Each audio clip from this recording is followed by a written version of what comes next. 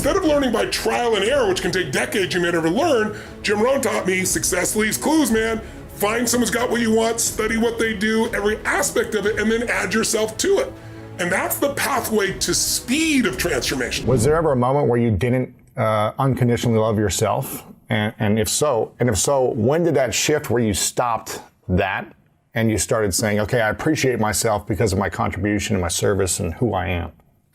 When was that shift? I don't think it was ever I just didn't love myself. There were times, obviously, be angry with yourself or frustrated with yourself or thinking, I'm not doing enough. I mean, I can remember my birthdays, to be honest with you, probably up to my 40th birthday, including my 40th birthday. You have a birthday with a 0 on it once you're over past 30, 35, sometimes 5 years on it as well. People look at their life differently culturally. And I used to think it was bullshit. But sure enough, I would do it. And I remember turning 40, and I was really, really unhappy. I was like, Jesus, I've not done enough. I've not helped enough people. I helped tens of millions of people at that point already, done all over the earth in 100 plus countries at that point, but it was still kind of stuck in my head. So I would earn the love by over-delivering, change somebody's life. Like, I don't get it because somebody says, oh, I love you, Tony. I mean, I appreciate that, or oh, you're the greatest. It's got to be my standard. My standard's higher than their standard for me.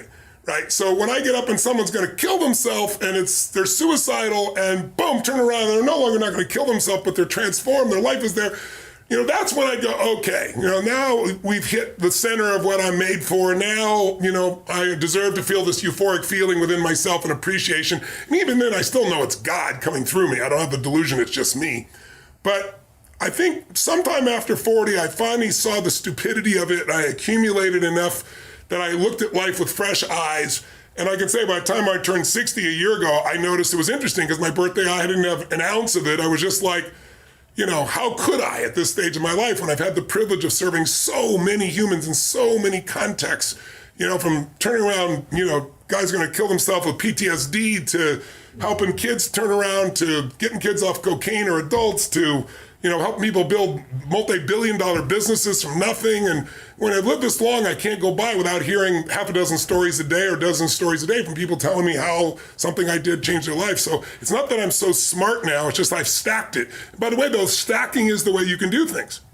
Most of us stack the negative. If you are really angry, it's not usually because of just the moment. It's that it happened again. It's like if you've ever lost it or overreacted to your kid or to a friend or a business or even within yourself, it's because it happened again. We hit this 1, 2, 3 many point, and then our nervous system overreacts. But what I've learned is you can stack the good.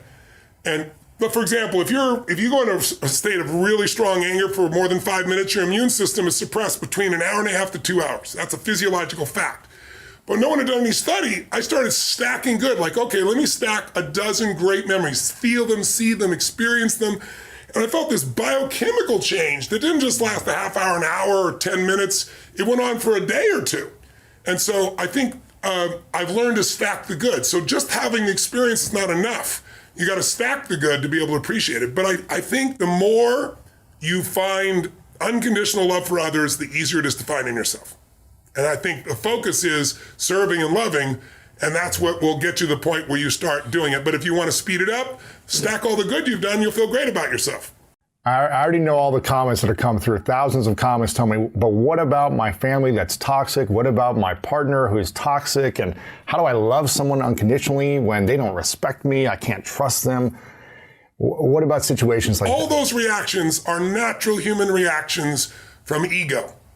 Because it's all about you, me, what I'm not getting, what I'm not doing, and that's why you're in pain.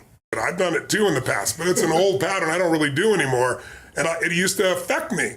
Now, not a dominant one, I wouldn't have become who I become.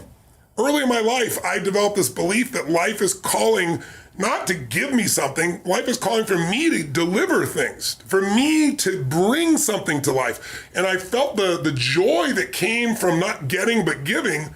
And I got hooked on that core pattern and then the pattern of learning so I'd have something to give, which I know one of the things I respect about you, Lewis, is that you have that same pattern in you. You're always trying to learn more because underneath it all, you also want to give it. You want it for Absolutely. You, but you want to share it, right? And so those patterns help me not be in what they're not giving. And all this language, Today, people don't understand the power of their language, like toxic. You've been reading too much social media and thinking about yourself, or somebody raised you to constantly judge everybody else. We live in a culture now where people, you're evil or you're like me. That's basically how it is, right? The whole world, everybody else is immoral unless they do what you do, think what you think, experience what you think. I mean, being a liberal, I was a liberal, right? Being a liberal growing up meant I would fight for your ability to say and believe whatever you want different than me.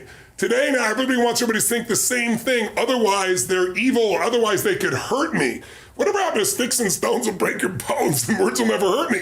We have this whole thing that words are evil, words are action, and all it does is make you incredibly weak as a human being, and you're more than that. We all are more than that. But you know what? Like a kid that's never broken their bones, deathly afraid of breaking the bone. But if you're a kid and you're rough and tumble, you broke multiple bones and they healed, you don't have any fear of it. There's so many kids that have been raised to be safe and secure every moment. Anything that's insecure or unsafe, they don't want to be a part of, including language.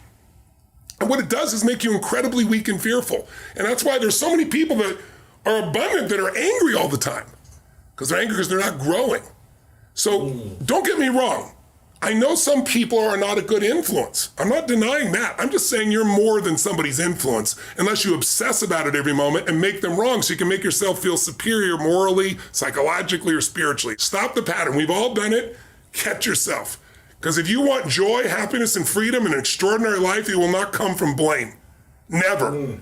There's no pride that comes from blame. Pride is something you earn. Like people tell me, oh, I have no self-esteem because my parents used to say this or they'd say that. Self-esteem does not come from what people say about you. Self-esteem comes from what you experience about yourself. See, someone can tell you your whole life you're a piece of crap, and a part of you can go, you're full of it, I'm going to show you. Lots of people have done that. They never bought it.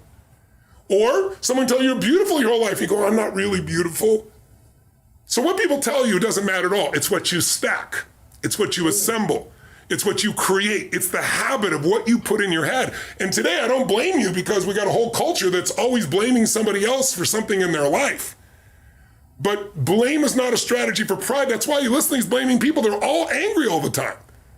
Listen, if I wanted to blame, I grew up in an environment, I didn't even share it till my mom passed, and even then I didn't share. I grew up in a pretty rough environment. My mom was a beautiful soul, but when she drank alcohol and she mixed it with prescription drugs, it was a different creature, and it was a violent creature.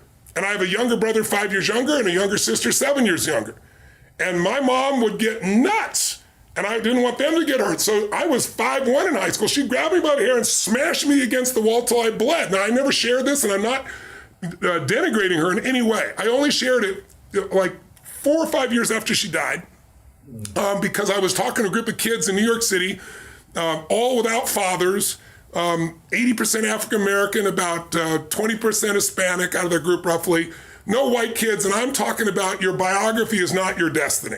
And it doesn't matter what you've been through, what you decide now is what's going to control your life. What you decide each day going forward is going to decide your life. And I look at them seeing me, and I can read their minds. This big, tall, white, rich guy is going to tell me biography doesn't matter. So I said, let me tell you my story. And I told them the whole story, way more than I'm telling you. And every one of them was crying their eyes out when they're done. I said, look where I am right now. Because I wouldn't assemble the story that my past equals my future. The past only equals your future if you live there. If you're using a rear view mirror to guide yourself, you're gonna crash. So what you've been through is horrific. What you've been through is unjust. I'm on your side. But if you hang on to it, you have no future and you have no one to blame but yourself. And these kids, to their credit, man, they just responded to the challenge because they first cried their eyes out hearing all the stories. My mom would think I was lying, and I wasn't lying. She poured liquid soap down my throat till I threw up, and I wasn't lying. So it's not the physical abuse, it's the fact that this is the person you love most that's trying to hurt you that messes with your head. So I could have been messed up for life, but I didn't. Because something inside me says, I'm responsible for this life. And part of that is because I started reading when I was 13, 14 biographies of people, the greatest people in history, and reading their lives and finding out, guess what? Their lives were far from perfect. Some of them had worse lives than I had. But when you have no reference and all you do is go online, you talk to other people, it's making everybody else toxic, and I'm like this, and they didn't do that, right? Don't be one of those. Free yourself from the chains of your past. I'm not saying your past doesn't matter, but listen, my mother, I tell people this all the time, and it's the truth.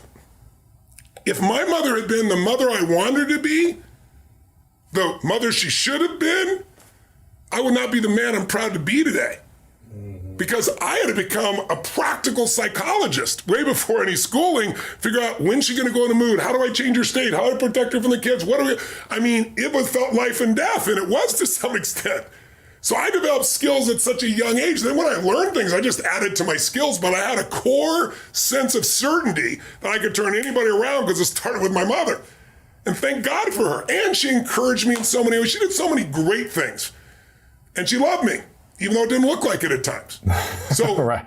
But if your parents, if the people around you said all the things you thought they should have, if they had just not been toxic, if they'd encouraged you, you wouldn't have any muscle. And right now you don't have any muscle because you're using that as the excuse, if you're thinking that. And I'm not attacking you, brothers and sisters. I'm calling to you because I know you're more. Otherwise, I'd just keep my mouth shut. You've been hypnotized by a culture of weakness. Now, having said that, I'll say one last thing. I know you haven't got other questions, but it's so important what you asked. Yes, there are people that you don't want to hang out with that will not serve you. But then move on.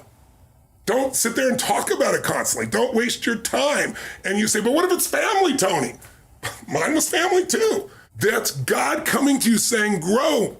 You need some spiritual growth. There's got to be some change in your perception, your belief, your emotions, your spiritual look of life. So that can't happen anymore. And when it happens, like at 61, I've been through so many of those things.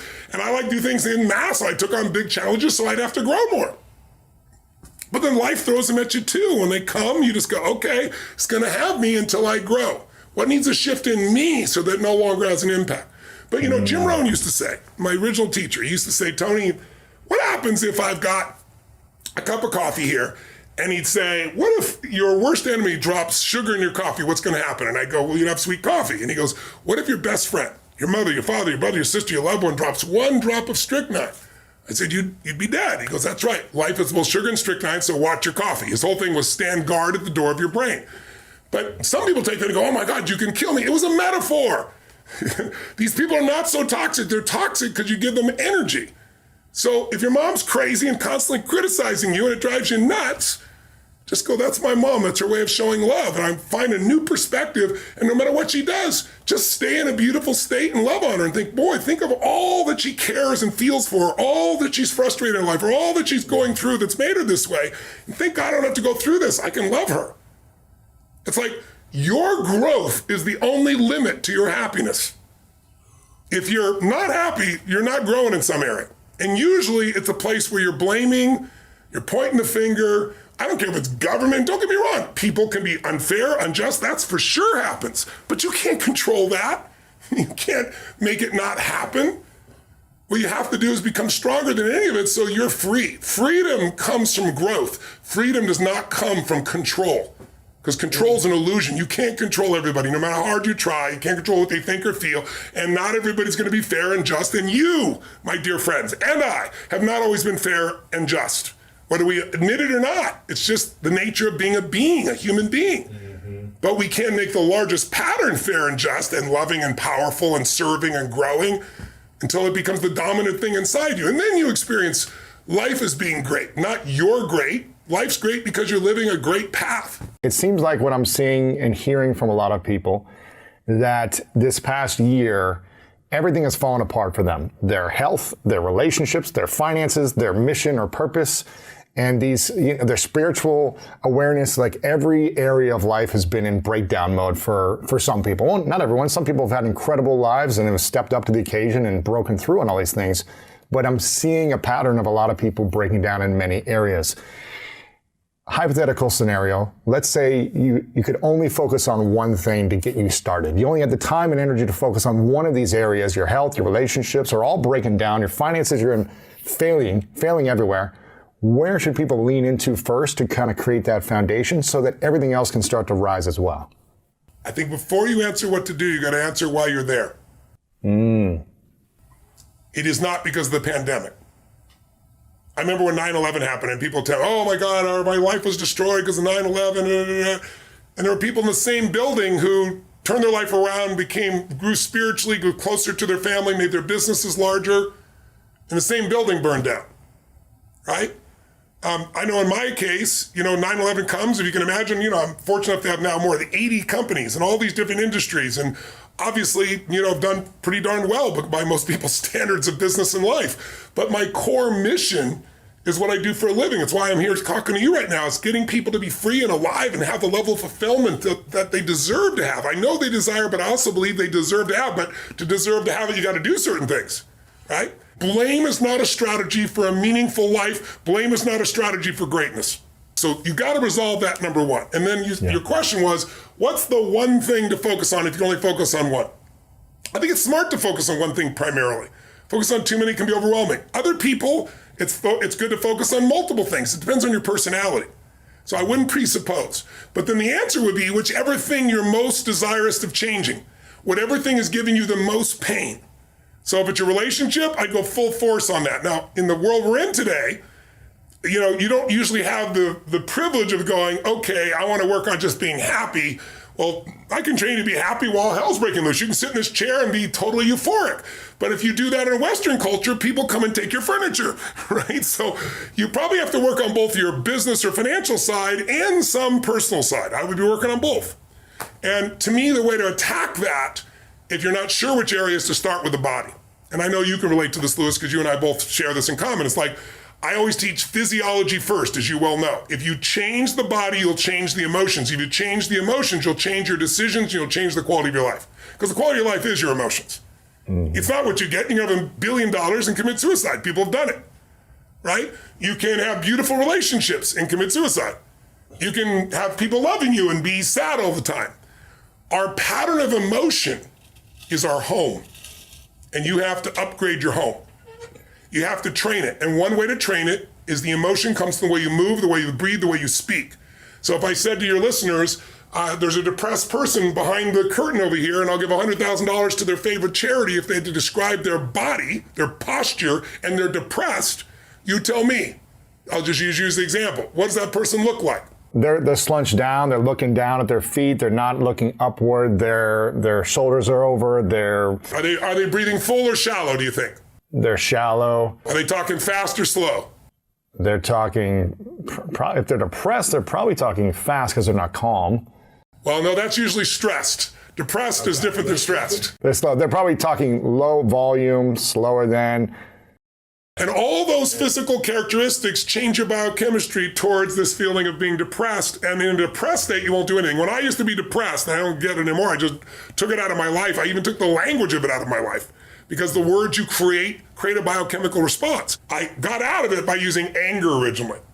I'd much like, sometimes if somebody's really sad or depressed, I'll make them angry. And people are like, what's he doing? He's making them angry. Because angry is much more resourceful than depressed. From anger, I can get you to laughter. I can get you to taking action. And then gradually I got where I didn't need anger. It was about growth. It was about contribution. It was about meaning. So there's like stages to go through. But to answer your question, they should work on both their business side of their life and personal, one of each. And in order for either one of those to work, you need to be in a strong emotional state. And if you start with your body, like I start every morning in my cold water, start every morning with my workout. I started every morning like feeding my mind, right? So there's certain things you got to do physically so you're strong enough to remember the truth. Because remember, fear is physical.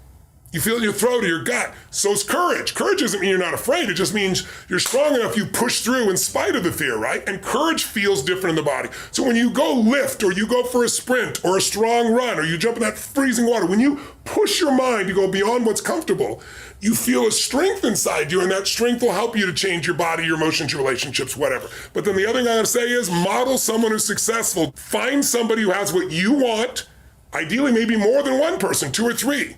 And figure out, what are they doing different than you in their relationship?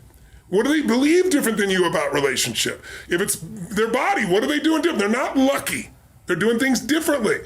You might be slightly biochemically different, but there's patterns there that you can see. And so instead of learning by trial and error, which can take decades you may never learn, Jim Rohn taught me success leaves clues, man. Find someone's got what you want, study what they do, every aspect of it, and then add yourself to it.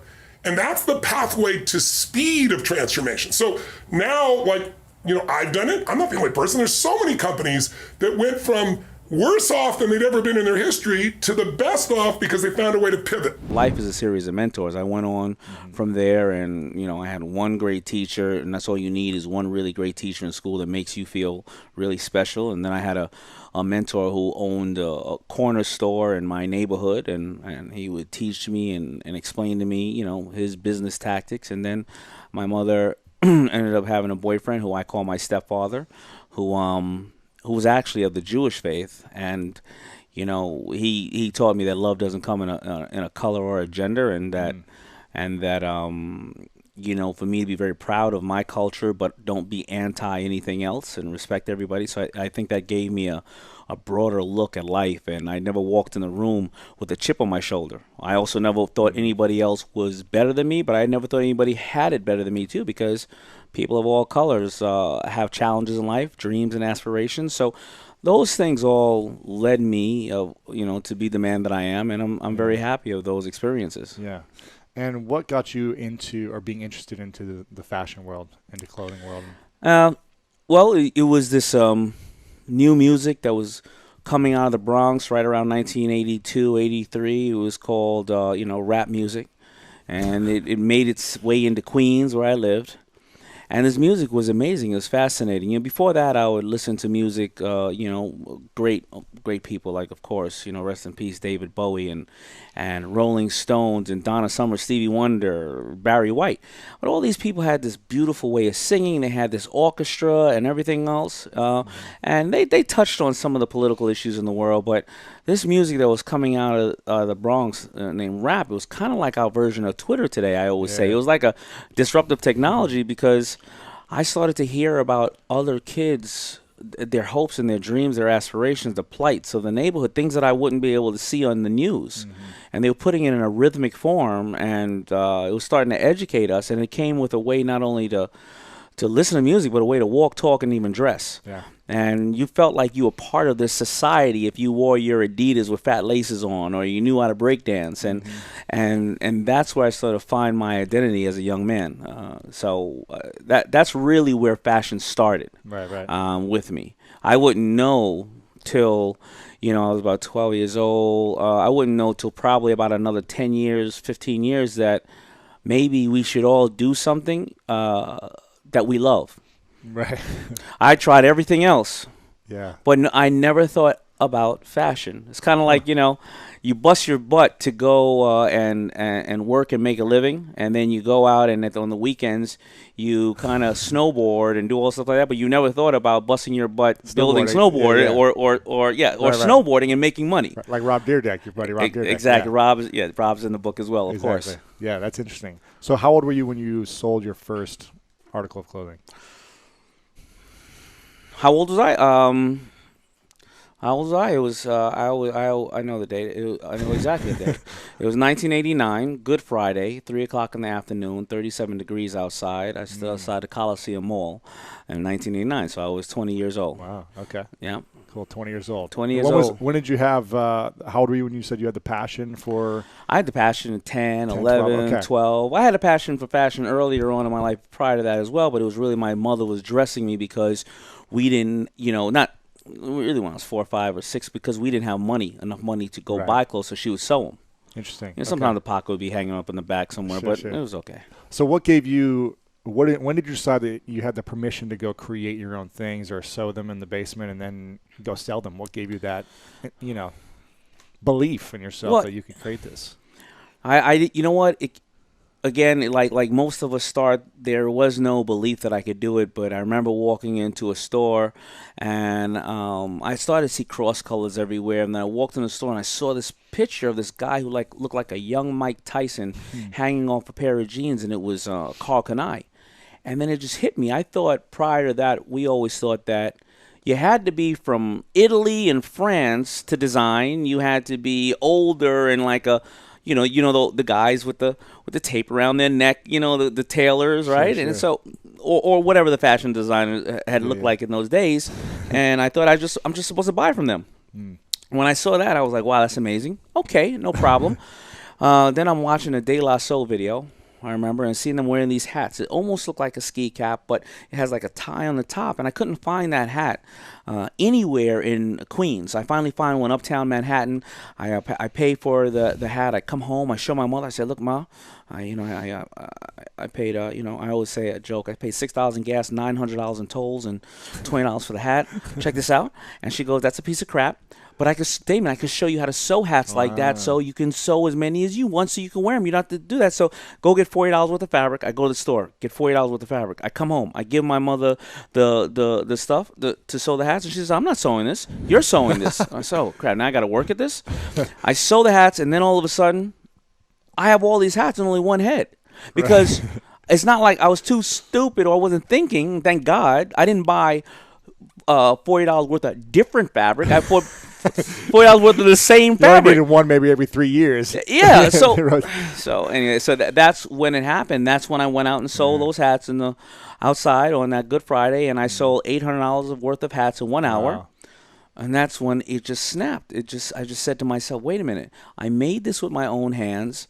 I went and sold this to individuals, and nobody was in my way. I didn't have to get a check from a boss. Nobody told me when or to come to work or go to work. I can't get fired from this because of my color, creed, or whatever the case is. I'm responsible for what's happening here, and I will either fail because every decision I make, or I'll succeed because every decision I make. Was that the first time that you made money on your own as an entrepreneur, or were you? No. I made money on my own and lost money on my own as an entrepreneur. I started my first business. It took me a long time to really decide what I want to do and what was my first business. It took me forever to decide my first business. But my first business, I finally decided what I wanted to do when I was 6 years old. Wow. It took me forever, Okay. right? I was selling pencils in school. Wow. And then I would go ahead and sell candy, and then when it snowed, I would shovel snow in the winter, rake leaves in the fall, and then I remember when I used to shovel snow, I used to go, and kids would want to help me because I started getting everybody in the blocks that I wanted to. I would travel about 3 miles and take care of it. Kids would want to help me, so I would tell them, "Okay, no problem. Here's what you're going to do. If you're going to help me, I'm going to let you work. I'm going to give you a couple. Let's split the money with you. But you got to do a spring cleanup for free so we can go back into spring." And then I would go to the owners of the house and say, "Well, everybody else on the block, if they shovel your snow, they're charging you $3. If I shovel your snow 3 times during the winter, I'm going to give you a free spring cleanup." So I was leveraging all those little guys in the neighborhood. I love it. Ah, man, that was a great business. Now, when did you realize that you kind of, the $800 first day might have been a great first day, but when did you realize, like, okay, I have something actually that is consistently getting results? I mean, was it just easy for you after that? For the next year, you were just making $800 every day, and then it just kept growing? Or was there like, oh, there's some dry spells here, or I need to change where I'm promoting it? Like anything in business, it was always a dry spell here, a dry spell there. But in all reality, my friends and I, we love selling the hats. Why? Because there was a reason to talk to girls on the street. There you go. Right? That's why we do a lot of things. Of course right? we do. That's why we do a lot of things. Everything, right? If we didn't have women in the world, we'd all be walking around barefoot and just, no teeth, right? Exactly. But, then I would start going to the Black Expos, where there was like a basic flea market on the road, and I would try to sell shirts there. Why? Because girls were there. Right. But also, we were really passionate about what we were doing, and we started getting that high when we sold stuff at a Black Expo, and then we go to another one and we see somebody wearing it. I go, wow. That's pretty cool. And that's when they came back and started saying, "Man, I tell everybody about this shirt, and they asked me for it, so I need to buy 3 now because I got to buy it for everybody." And we started saying, wow. Right? And it just became so exciting. I would have normally paid to go to the Black Expo, to go around and buy stuff or see stuff. And then, we happen to live in Hollis, Queens. There's a lot of music artists in Hollis, Queens. Obviously, Salt and Pepper, Run DMC, LL Cool J, Tribe Called Quest. A lot of them come from there. We didn't really know them, but we knew all their friends. But then all of a sudden we heard, we were saying, "Well, can we get something in a video?" And they would go, "Yeah, come on down." And we go down to the video, and there's craft services. It's free to eat. As much food as you want. You get to see somebody like LL Cool J performing a song. There's video vixens running around. Girls everywhere. I would have paid to go there. Meanwhile, I'm going there, go ahead, put on a shirt. They put on a shirt, and then I'd say, "Man, I don't have any money to. I have a small company, so I really can't afford to lose that shirt." Can I have it back? Really? Sounds like, what you did. When was this? What year was This was, well, honestly, I opened Fubu in 89. I closed it three times because I ran out of capital from 89 to 92. So the story really goes from 89 to around 96. Okay, cool. So 20 years ago, you were essentially the true branding expert who was leveraging the Instagram influencers of today. You were leveraging the music stars, the MTV stars, Yes, and getting that social media out there on MTV, sure. As opposed to on Instagram, which is what brands are doing today. They're trying Correct. to find the top influencers and get Yeah. their clothing on them. Yeah, we always call Fubu the first hashtag of clothing. There so, you go. Yeah. I like it. What would you say was the biggest challenge once you started to really take off and grow? Yeah. Obviously, as a small business owner, when a trend hits and everyone wants your product, how did you handle that, and what was the biggest challenge? Scalability was very hard because it was, how do I go and finance and underwrite these things? Where will I get the capital? What's the turnaround time? And I didn't have any financial intelligence at the time. Right. So my You journey. could sell and you could hustle and I promote. could sell, I could hustle, but my journey, I almost failed and lost everything several times throughout that journey because I just didn't know how to use the tool of money. Yeah. And it's so hard to try to acquire all that knowledge within the same time. How do I acquire the knowledge of branding, marketing, distribution, manufacturing, warehousing, shipping, financial Customer intelligence, support, customer everything. support, return on goods, consumption, you know It's what I mean? impossible. It's so hard. So of course I had to start leveraging as well and creating a bunch of strategic relationships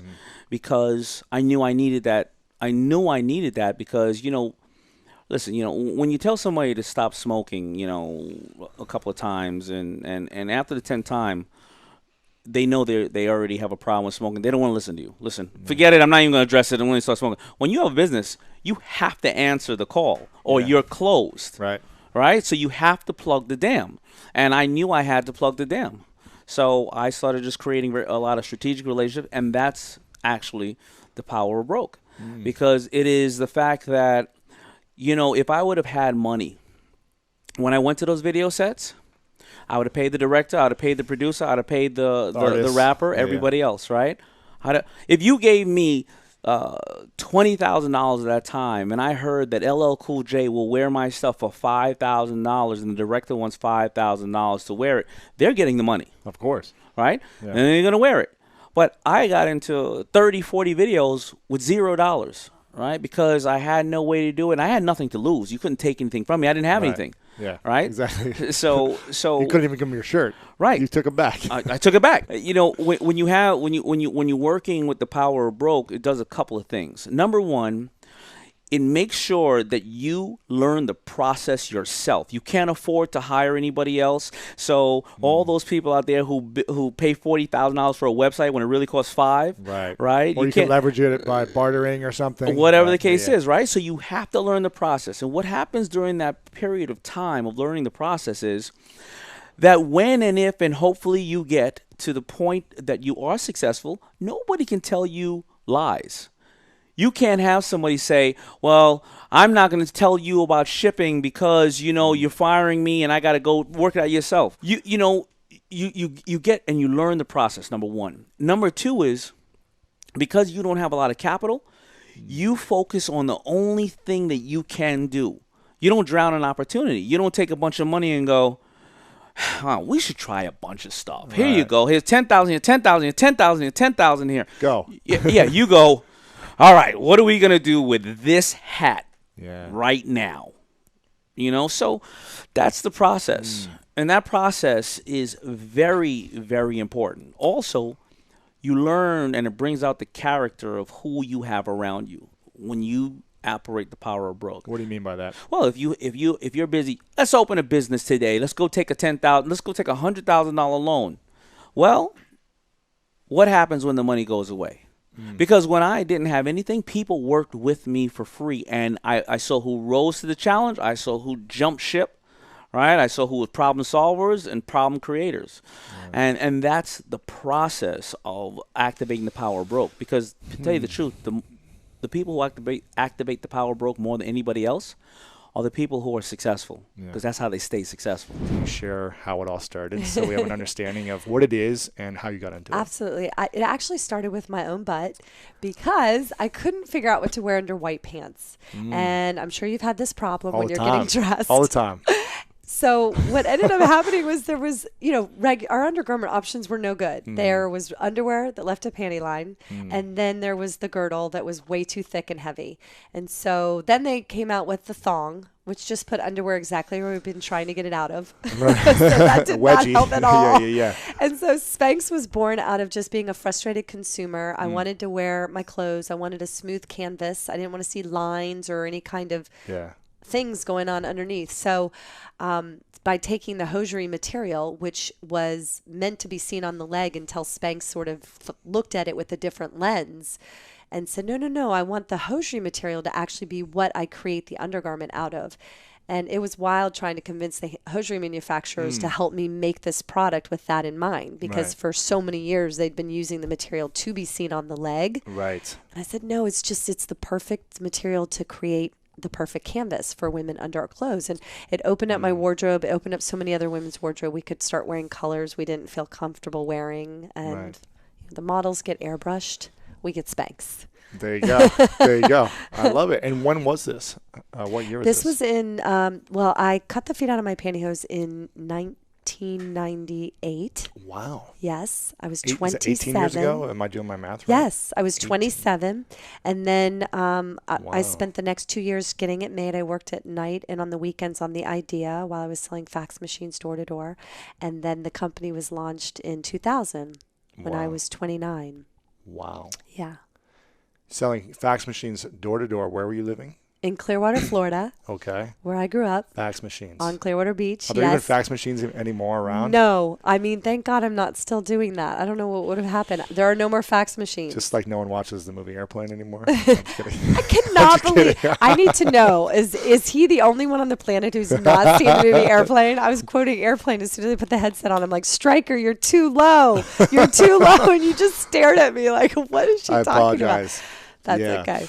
So how long were you selling the fax machines? I sold the fax machines door to door for 7 years. 7 years? Yes, I know. And before that, I wanted to be a lawyer, but I failed the LSAT not once, but twice.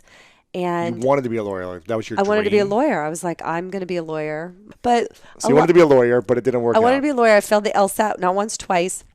So then instead of going to law school, I drove to Disney World and tried out to be goofy. But you have to be 5'8". And you're 5'6". And I'm 5'6". So you didn't wear heels? No, I didn't wear heels. Sarah. I didn't wear heels. And so I was the height of a chipmunk. Oh, so you got the chipmunk? I got the chipmunk part, but I didn't end up doing it. I put people on rides in a brown polyester spacesuit at the World of Motion and Horizons at Epcot. Epcot Center. And I would see people that I hadn't seen in a while and come through. Yeah, I'm walking on the moving sidewalk, putting people on rides, and they'd go, "Hey, Blakely, is that you? Didn't you graduate from college?" And my big Mickey Mouse here said Sarah Blakely, and I'd be like, "Yes, get on the ride." Oh my gosh! But that's what I did, and then I sold fax machines door to door for 7 years. 7 years. Did you wake up every morning and say, "This is my dream to sell fax machines door to door"? Or were you thinking, no, what am I doing in my life? Exactly. So what happened was a lot of people think that Spanx started when I cut the feet out of my pantyhose, but actually it started long before that. It started when I was selling fax machines door to door and getting my business card ripped up in my face, being escorted out of buildings all day, every day, that I woke up one day and just thought, I'm in the wrong movie. Like, how did this happen? This is not my life. Yeah. Cut, scene, director, call the producer. And I got out a piece of paper and I wrote down, what am I good at? And the only thing in the good column was sales. And I thought, okay, what am I going to do with that? And I ended up writing in my journal, I'm going to invent a product and sell it to millions of people that will make them feel good. And then I asked the universe for an idea. And I was very specific. And it took 2 years. And I only cut the feet out of my pantyhose one time. And I was not going to squander any idea the universe gave me because I had really asked for it. And then the minute I cut the feet out, I started trying to make it. I started looking up manufacturers on the internet. This is before Alibaba, wasn't it? Yes. Because I did this about 8 years ago, and I used Alibaba for something, and it was easy to find a manufacturer in China and test different things. But how did you find a manufacturer at that time? A website called thomasregistry.com, and it lists all the manufacturers in the country based on category. And that's when I found out that a lot of hosiery and undergarments were being made in North Carolina. Oh, really? Yeah. Oh, so you got a local. Yeah. I mean, U.S., yeah. So I called and called, and no one would take my call, and they'd either hang up on me or say they weren't interested. So I took a week off of work and drove And went around in person. And just showed up and said, I just showed hey, up. I want to create a sample. Yeah. Because if they weren't going to get a big order for something, they're probably like, we're not going to do a little sample for you. Right. Right, yeah. I showed up with my lucky red backpack from college. It's always with me. You still have it? Yeah, of course. And You didn't bring it here. Come on. it's with me. It's with me Is in it? LA. Yeah. Oh, wow. Yeah. So anyway, I went into the manufacturing plants, and they asked me the same 3 questions. And you are, let's say, Sarah Blakely, and you're with, Myself. Sarah Blakely, and you're financially backed by, and I was like, Sarah Blakely. So you can imagine how those went. It was like, well, have a nice day, honey, and good luck. Yeah. And about a few weeks after I made all those rounds, I got a call from a guy in North Carolina who had took pity on me and said, Sarah, I've decided to make your crazy idea. Wow. And when I asked him why he had the change of heart, he said, I have 3 daughters. Wow. Yeah, so he ran the idea by them, and they're like, Dad, that sounds interesting. You got to give that girl a chance. Amazing. So he called you back. You didn't follow up with these people. Oh, yeah, I was following up, but Gotcha. to no avail. But he followed up and said, Yeah. we'll give it a shot. Yes. We'll make this. So what was the next step? Was he just making a sample for you or testing different models or sizes or? Yeah, so it just set up to make the garment. While I was making it with his manufacturing plant, I was also wanting to patent the idea, and I was also trying to come up with the name for the invention. So I was doing those 3 things simultaneously, driving up on the weekends and working with Ted in the back of the manufacturing plant that I'd become very close with. And Driving to North Carolina from Florida. no, from Atlanta. I was living in Atlanta at the time. What's that, about 8-hour drive, 6-hour drive? About 4.5, 5. Oh, it's not bad. Okay. Yeah, it's not Okay. bad. And so anyway, Ted became my buddy, and I went to get it patented, but all the patent lawyers wanted between $3,000 and $5,000, and I had $5,000 set aside to do this. That's it, yeah. So I wrote my own patent. I went to Barnes & Noble. No way. And I bought a book called Patents and Trademarks, and I wrote the patent, and then I called one of the patent lawyers that was the nicest to me and said, please, please, please, will you write the claims over the weekend for a discounted price? I've done all the other rest of the patent. Yeah. The legwork you'd done. Yeah. You just kind of needed to button it up and Yeah, he needed to do sign it off the or whatever. legal part. And so he did. He actually admitted to me that when I came to visit him, he thought I'd been sent by Candid Camera, which, let me put it in your I words. know Candid Camera. I know. He thought he was being punked. Of course. Of course. Wow. Yeah, he thought he was being punked, okay? And he thought... Where's Ashton? Where's Ashton? Yeah, exactly. He thought that his friends were playing a joke on him. No way. Yeah, he goes... Who's this girl? He goes, Like- Sarah, I mean, like, you're not the typical person who walks in Yeah, the door yeah. saying, I've got a product and I want to patent it. Wow. So anyway, he did that. Then at the same time, I'm trying to think of the name. I had horrible names written on scrap pieces of paper all over the place, in my apartment, in my car, in rental cars, on the back of like Avis agreements. And you want to hear how bad the runner-up name to Spanx was? Yeah. Open-toed Delilah's. No way. Yes. I cannot believe that was even an option. It was the runner-up. Like, how bad is that? Open-toed Delilah? I so wouldn't be sitting here with you right now if I What? named it that. That is the horrible. Yeah, It's a so horrible bad. brand. Wow. Yes. Okay. So anyway, okay. So What does Spanx stand for? well, it's all about the butt. And it makes your mind wander a little bit. Nobody ever forgets it. I had no money to advertise. It was risky. It was fun. At the time, listen, now it's become a household name. But when I first invented it, I would call people and say, hi, I'm Sarah from Spanx. And they would hang up. Right. Because And I I thought have it was to- probably like a porn. Yeah, name or they something, thought I right? was pranking them. I'm like, no, really, I'm Sarah, and my company really is called Spanx. And I had department stores across the country that wouldn't sell it. They thought it was too risque of a Really? name. Yeah. And my mom sent her whole luncheon to the wrong website when I first started. I was like, Mom, it's with an X. Oh, my It's God. super important. It's Yeah, with not- an X. So, yeah. Anyway, I ended up buying the word Spanx from a man who said he was holding out from the porn industry. Funny enough that I you bet. say that. I bet. Yeah. I paid for Spanx that. with an X. I paid some Yeah. money for that. But anyway, yes. So Amazing. named it Spanx. It came to me because I narrowed down my thinking. I knew that Kodak and Coca-Cola were the two most recognized names in the world at the time. And I thought, what do they have in common? I like to think about words and phrases a lot. They both had a strong K sound in them. And the man that created Kodak liked the K sound so much he took a K and put it in the beginning and the end of the word and played with letters in the alphabet.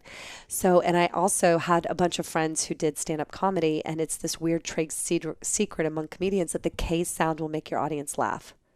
So I put all that together and I'm like, okay, I want my product name to have the K sound in it for good luck. And literally Spanx came across my dashboard in my car in my mind, and I pulled off the side of the road. I wrote it down. I went home that night. I typed it in my computer for $150 with my credit card.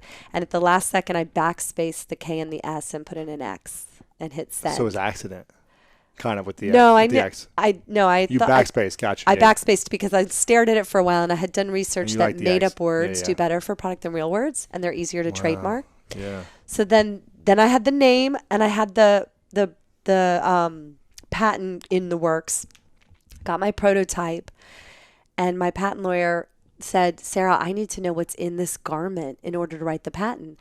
I said, okay, no problem. We'll call Ted. So I get Ted on the phone. I'm like, Ted, can you talk to The manufacturer. yeah, Right, I'm like in the back, the Yes. back. I'm like, Ted, can you talk to my patent lawyer? He's like, yeah. So we're all talking, and I go, can you tell him what's in it? He's like, yeah, well, it's 70% nylon and 30% lacquer. And I'm like, all right. And so I'm taking notes. My patent lawyer's taking notes. And that night I could not sleep. I'm up all night. And the next morning I wake up, I'm like, how is there lacquer in this product? What is lacquer? Just so I'm aware I think of it's what like this paint thinner or something. Okay. So I called 30% paint thinner? So I called Ted. I go, Ted, can you spell lacquer? He's like, yeah, Lycra. I'm like, oh my God, Lycra. Oh, yeah, okay. yeah. I was like, Got it. Do an Lycra. all change on lacquer immediately. I'll change. My Yeah, patent lawyer was laughing. He said, you know how fast you would have gotten a patent if you Paint. tried to make this out of paint thinner? He's like, they would have been like, sure. So was it challenging to get it? Did you get it the first try? The patent? I did. Wow. Usually it takes a few turns, doesn't it? I got the patent the first try, and I got the trademark name Spanx. Amazing. Yeah. So it didn't seem like there was that many challenges once you submitted it or whatever. You kind of got the things you needed in place. You got the orders in. Was there a lot of challenges after that? Once you got the patent, the trademark? That was a really hard part. It's just Gotcha. I heard the word no for 2 years. Oh, yeah, all the okay. manufacturers, nobody thought it was a good idea. Wow. And also when you're just yourself trying to break into an industry like you mentioned, the manufacturers, it's not really in their best interest to slow down machines or try to Yeah. give a girl with a couple grand a chance. Unless you're going to give them a bunch of money for a big order of something. Yeah, It's like, what's so the point? right. So Wow. that was the hard part. And then once I had it, I cold called Neiman Marcus, and that was the first account I called on.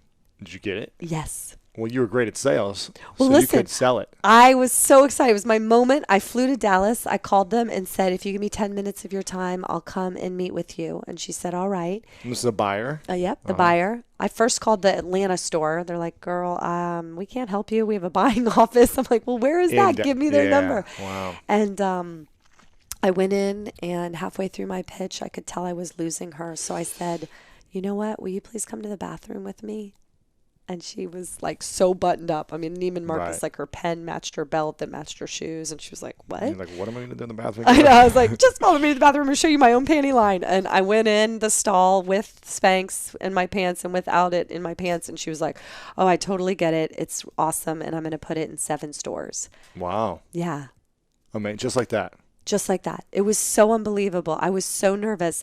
And then, of course, I had to call Sam. I'm like in the rental car on the way back to the airport. I called the owner of the manufacturing plant. I'm like, Sam, it's Sarah. I need more. I just landed Neiman Marcus. And he's like, what? He was in shock. He goes, Sarah, I thought you were going to give these away as birthday presents for like years.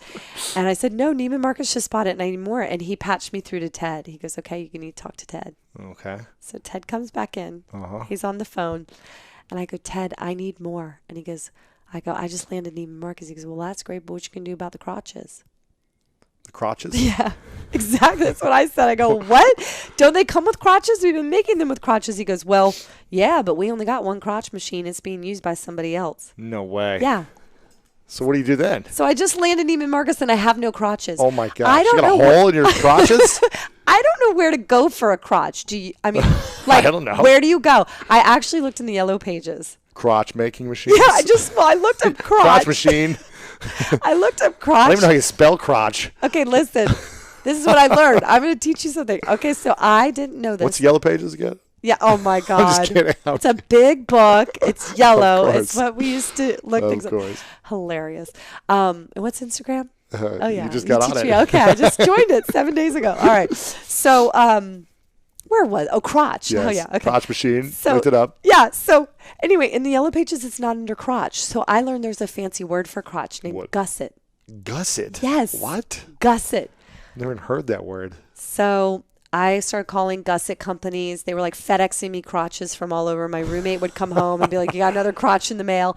And then I ended up finding a man by the name of Gene Bobo that worked for a crotch company just 20 minutes north of where I lived in Atlanta. And he saved the day. And they made the crotches. And then I could deliver Neiman Marcus. So you had the leggings. They made the crotches, and then you sewed them together. Is that how it works? Yes, apparently. Yes. Gotcha. Okay. So then you had enough. How many did you print the first time? 3,000. 3,000. 3,000 pair of the first Spanx. One SKU, right? Or Yes, one different si- SKU. with different $20, sizes? one SKU. 3 sizes or Like four. Four Four sizes. sizes, yep. Wow.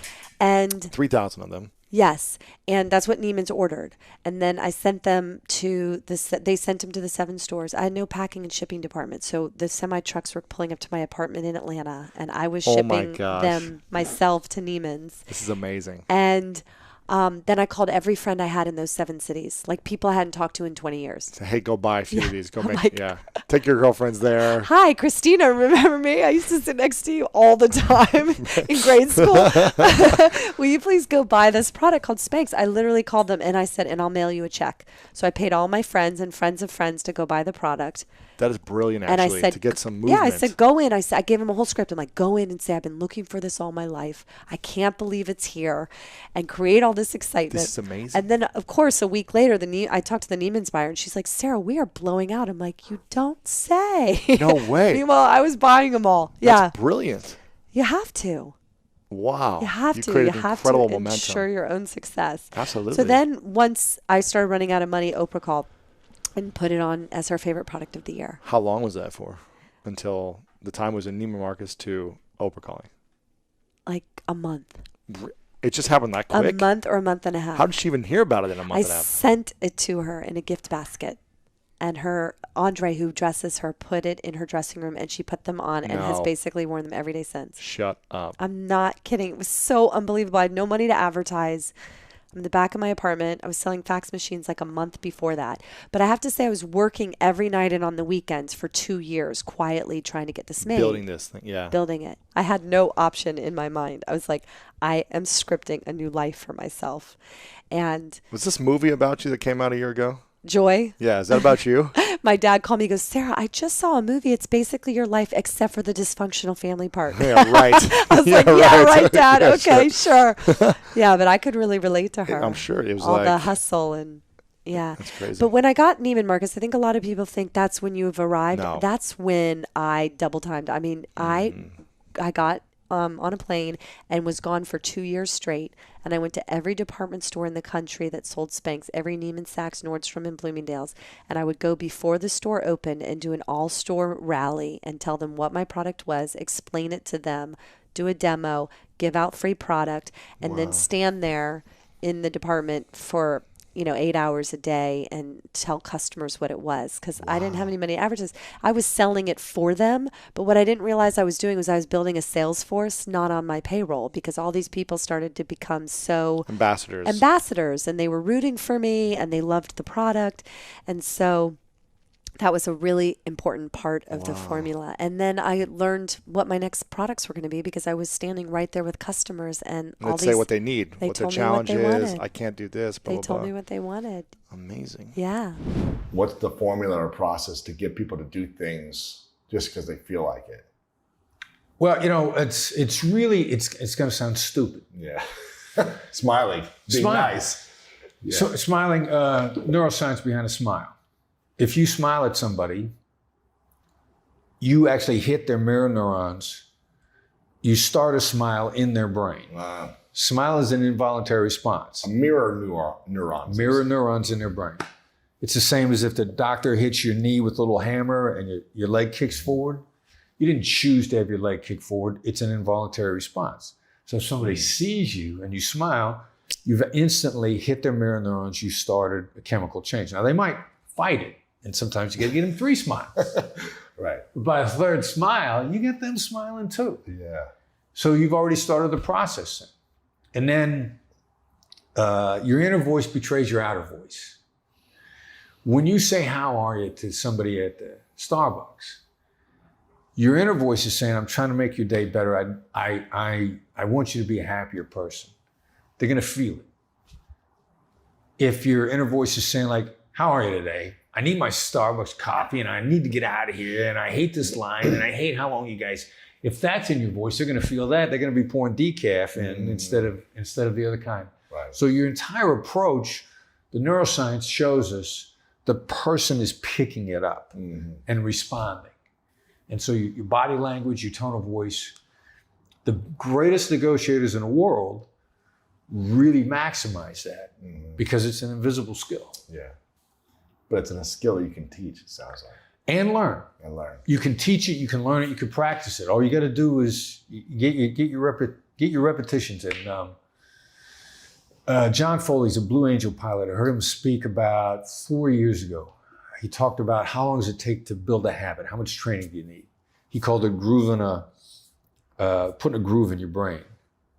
The Blue Angels, they got to build their habits before they get up in the sky, otherwise the jets crash. I was in a Blue Angel 2 years ago. It was crazy, man. That had to have been an adrenaline ride. I threw up twice in the plane. I was sick the whole time and sick for 3 days afterwards. I've got a weak stomach, but it was unbelievable at the same time. They needed to know what they were doing. Oh, for sure. They can't learn up there, right? It's amazing to watch them so close, just like feet away from each other. At Mach 1 or however fast they're 4 going? or 5, whatever. Yeah, it's crazy. Yeah. All right, so Foley said, how do they get that good? They practice, he said, 63 to 64 repetitions to put it in your brain. And another guy wrote the talent code, Daniel Coyle. Yeah. He talked about perfect practice. Yeah. You could go excruciatingly slow as long as you do it right. And the first time you try any skill, you probably go slow. Yeah.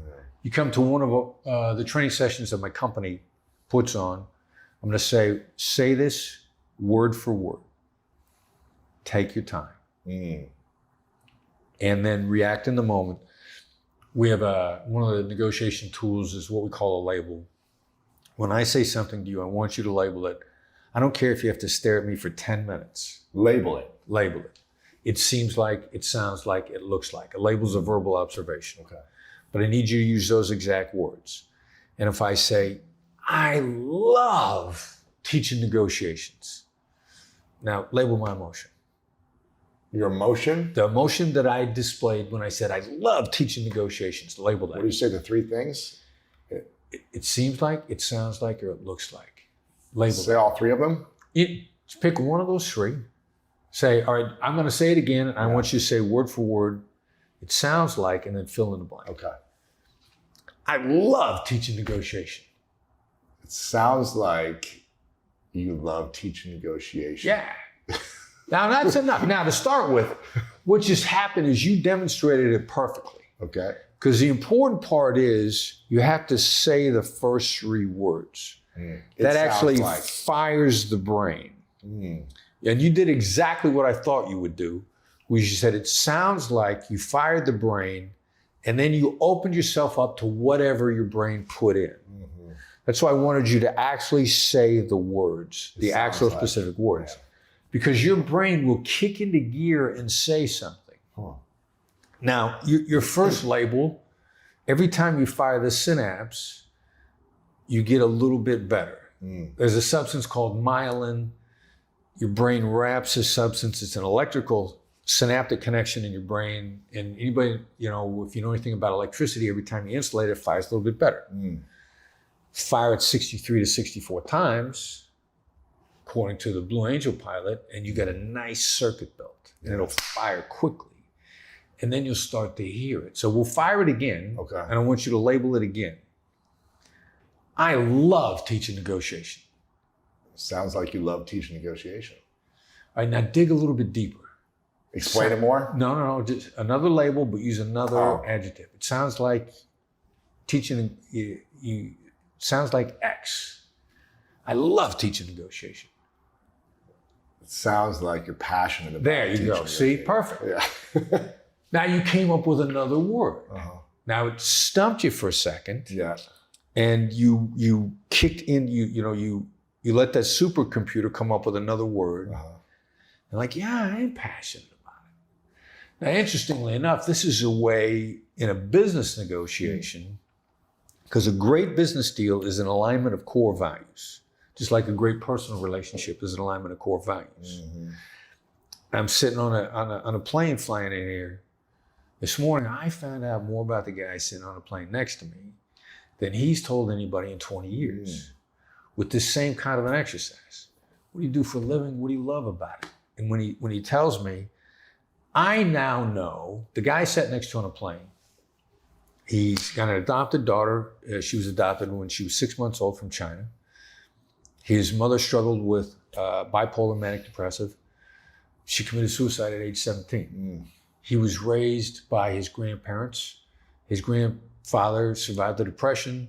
His grandfather, at one point in time, going into the depression, owned 11 banks that all went bankrupt. He had to start completely over again. His grandfather used to tell him, I lost 11 fortunes. His grandfather loved to live off the land. They loved to make things by hand. This guy's a very successful contractor here in Los Angeles now. And he's constantly working on improving himself. Married to his first wife. They're business partners. They work together. They work in different aspects of the business. I mean, I've lost track of the number of things I found out about this guy. I know about this guy from when he was 3 years old to now. Now, in the space of what sounded like a normal social conversation, I know this guy's incredibly loyal. He's very practical. He's very hardworking. I just flew in from Vegas. He was in Vegas because he was in a competitive poker tournament. He likes reading people. He's a very hard worker.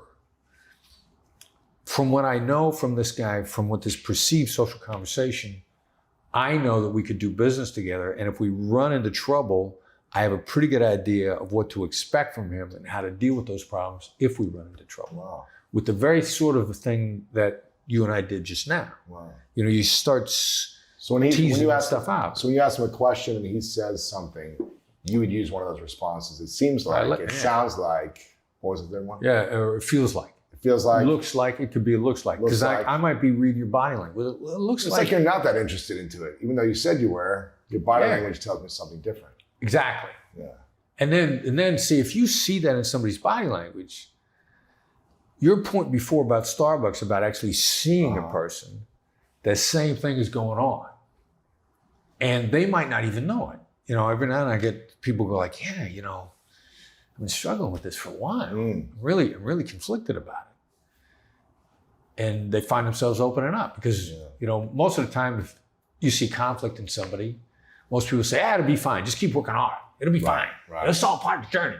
Right. Instead of actually being a great sounding board for somebody and helping them sound it out, consequently learning a lot about that person at the same time. It sounds like you're going through a lot right now. It sounds like you're having a hard time with this. It sounds like. Exactly. Or, and that's exactly right. And you start to become a tremendous sounding board for people. So what happens to that person when you respond in one of those 3 or 4 ways of it sounds like, feels like, looks like? What does that person feel on the other side when you're showing that type of compassion or empathy? They feel connected with. Wow. They feel very connected with. They feel seen. They feel like they're a person on the planet. They feel like suddenly they're not just another part of the thundering herd that nobody's paying attention to. Yeah. They feel at least that. Last week we're doing a training with some pretty tough business people.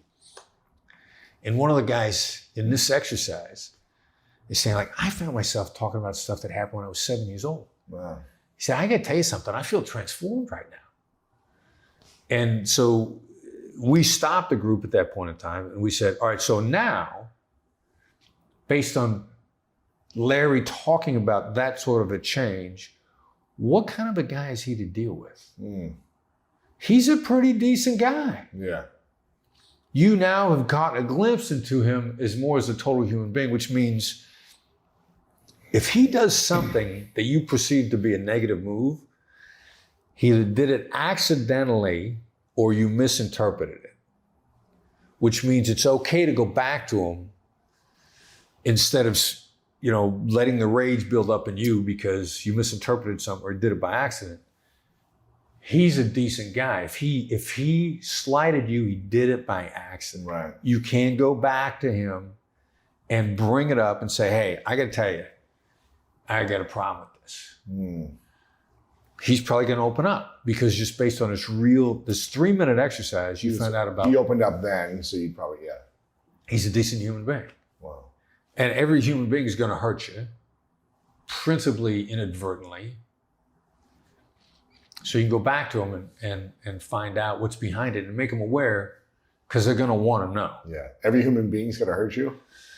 Everybody, one way or another, is going to do something accidentally or on purpose that's going to hurt your feeling. We're going to interpret it as negative the vast majority of the time. Yeah. When in fact it was probably a complete accident. There's a really good chance they got no idea they hurt your feelings. Right. You need to know which one it was. Did they do it on purpose? Do they know they did it? The numbers are that they did it by accident, and the other numbers are there's a really good chance they didn't know they did it. Right. I went to a landmark forum a couple of years ago. Yeah. Talking about making amends with people, talking to people who have hurt you. And so one of the young ladies. Did you go through the whole program? Yeah. One of the young ladies in it was like, when I was 7, a girl who was my cousin, they bullied me. They said something that hurt me. It's 30 years. I haven't let go. Wow.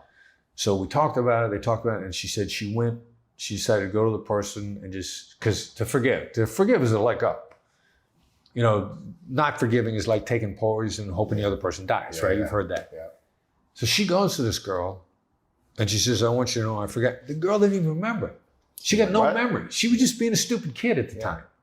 She had, they were were stupid at 7, right? Yeah, they're joking around and Wow. so she held on to it for that long. 30 years, the other person doesn't even know it. So by nature, we're joking around with somebody and we accidentally say something that wounded them. If they don't feel they can talk to us, they're going to carry it for 30 years. Yeah. If I heard somebody, I want to know. Yeah. Because I'm going to be like, I'm an idiot. Yeah. I had no idea I did that to you. Yeah. I had no idea. Was there anything from the emotional intelligence training at Landmark that added to your curriculum of negotiations that you didn't already know or use before? Well, not because it's all interwoven. The biggest thing that jumped out at me is it occurred to me that somebody hurt somebody else without even knowing they did it. Like in a masterclass thing, they did a great job. The masterclass people are phenomenal. Yeah. So we're wandering into the very tail end of it, and they got me talking about this guy that bullied me when I was a kid. You talking about, Yeah, and I had literally never told anybody about this. Wow. So it happened when I was a little kid. Yeah. I literally had never told anybody about it. Not even through Landmark or anything else? Nothing. Wow. And they get it out of me in masterclass. They catch me off guard over it, and it's to this day, this is one of the reasons why I hate bullies. I want to become an FBI agent because, we want to go after the bad guys because the bad guys are bullies. And there's nothing I like better than getting a bully that's victimizing somebody else. And I think it was instilled in me in what happened when I was a kid. But then I started comparing that to this interaction I heard at Landmark where somebody bullied somebody else and they didn't even know they did it. And then I began thinking about how many people have I hurt and I didn't even know?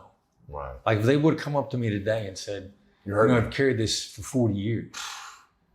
And I have to have done that to somebody. Right. Have to have done that to somebody. Yeah. Yeah. So it's, this forgiveness thing is a two-way street and also being who do I need to go back to that I can think of? that and say, look, since I know that inadvertently I'm a jerk, what did I do? I'm sure I did something. I had to have done something. Then it's an interesting dilemma, all sort of part of, being a better person anyway, which I know is what you're dedicated to. It seems like it's really hard, especially if you're a public figure that has an audience, that you're going to say something or do something that's going to offend or hurt someone. Right. At all the times. Yeah. It's like you're always going to be offending someone if you have a voice. If you're sharing something, your point of view. Right. So your point of view is going to reach a certain audience's point of view, but not the rest of the world's point of view. So it's like you're always hurting people, aren't you? Yeah. And at some level, you're like offending, hurting, or frustrating and people. Their hurt's going to be defensive in reaction. Yeah. Or they misinterpret, or you hit a button with them that you didn't even, maybe you didn't hit the button, but you came close to a button that's been hurt before. Close. And, and interestingly enough, we see this a lot with the procurement people that come to our training. I'm really careful to say, look, I know you guys fear procurement. And this is about dealing successfully with procurement. Mm-hmm. And we had one person in the training go, I work in procurement and you said procurement people were bad. I said, as a matter of fact, that's not what I said. But I came so close to your hot button that it hit it anyway. Yeah. And I spent some time with this woman and she was afraid that was what I meant. But didn't know how to approach me. Yeah. And when it came up subsequently, I said, no, as a matter of fact, procurement has one of the most difficult jobs on the planet. You guys you spend your days either herding cats or getting chased by villagers with pitchforks. Right. It's one or the other. Yeah. And she was like, yeah, it's really tough. I was just afraid that's what you meant. Mm. It was that amygdala that we were talking about before, the 75% negative. Yeah. We're all equipped with that. And when someone even comes close to a criticism, then we're afraid that's what they mean and they're hurt. How do you take criticism? Not well.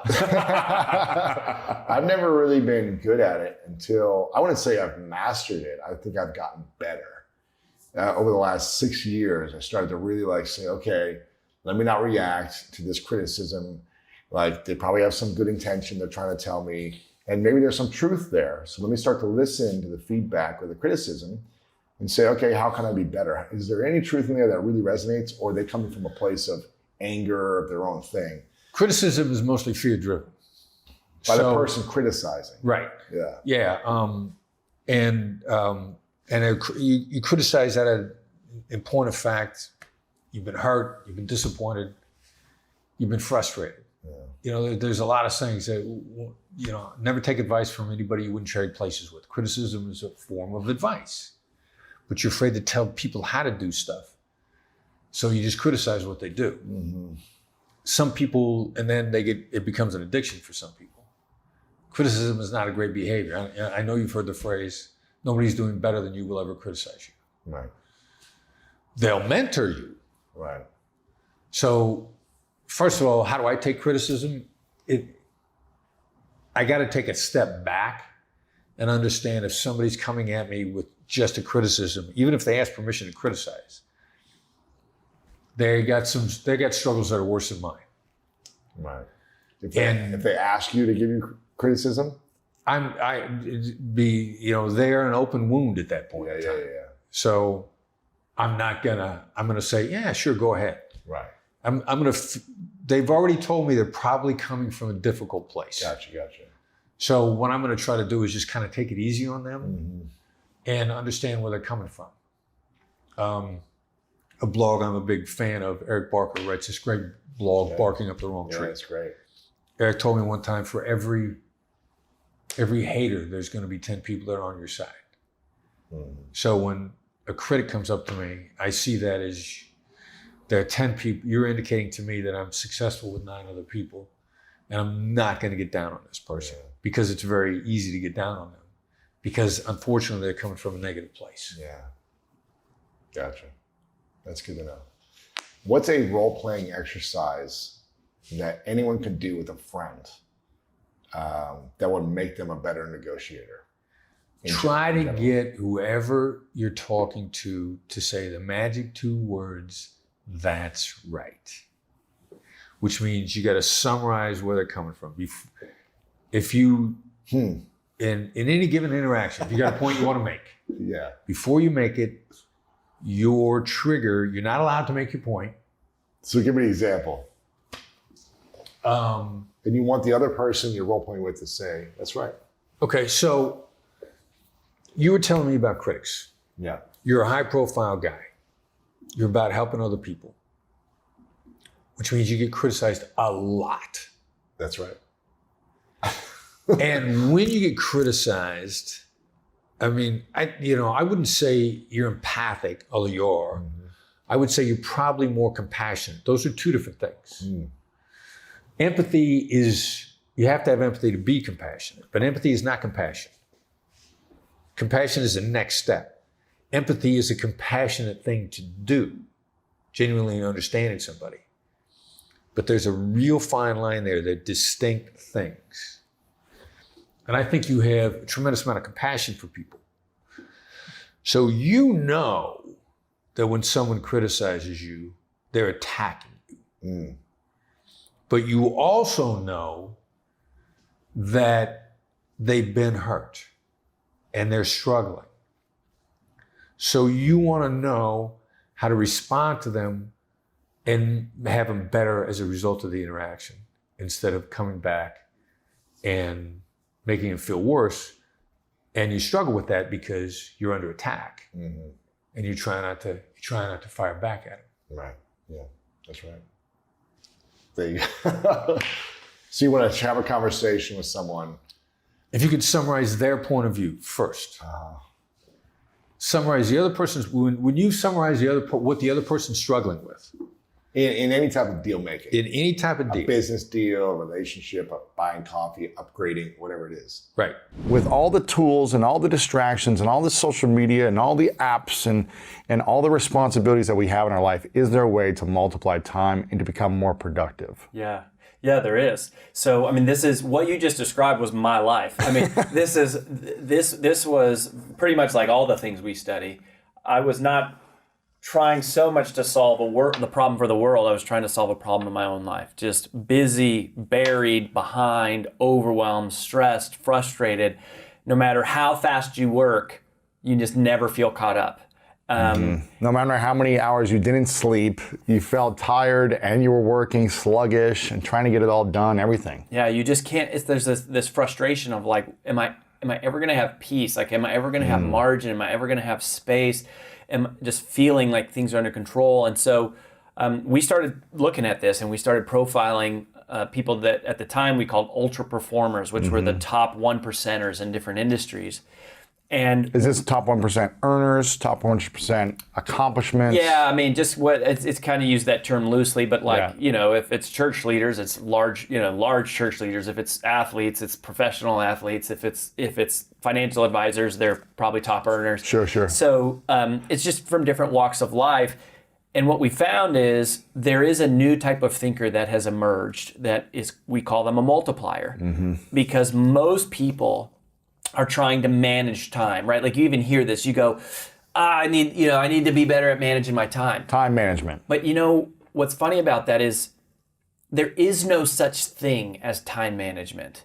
There is only self-management. Right? You cannot manage time. Time ticks on second by second. I can't fast forward time. I can't stop it. I can't pause it.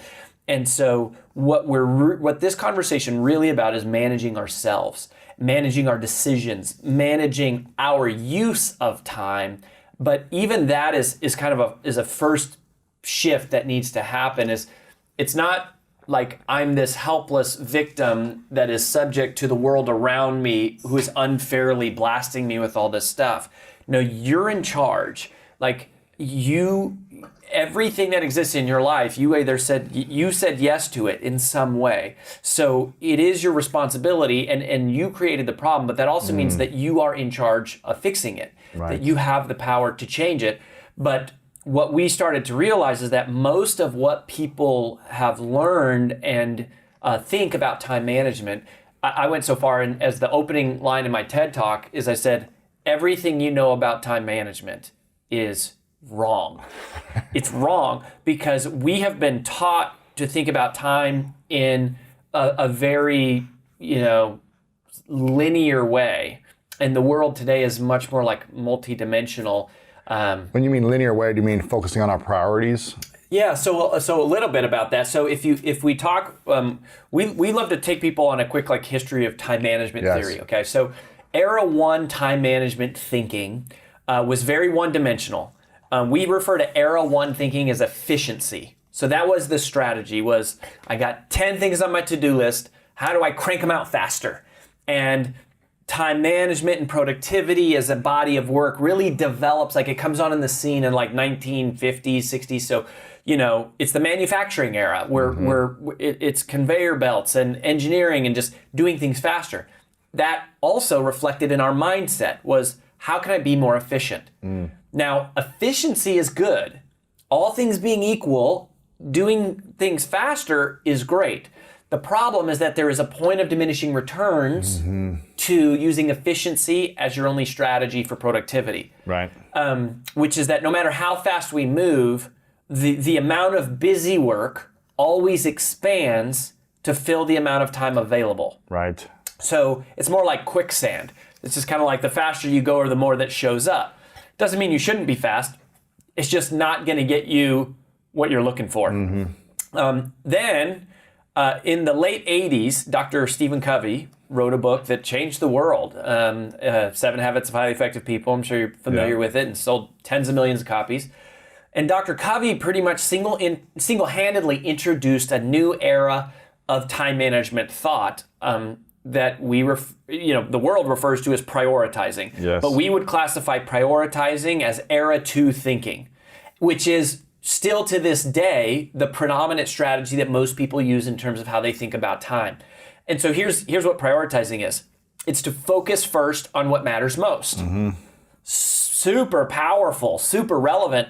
Dr. Covey had this thing called the time management matrix that he explained of urgency and importance, and basically he taught us to score our activities so that we could reorder them and say, it's not just about getting these done faster. It's saying, hey, item number 7 needs to be pushed to item number 1, which is valuable. And so that's super valuable.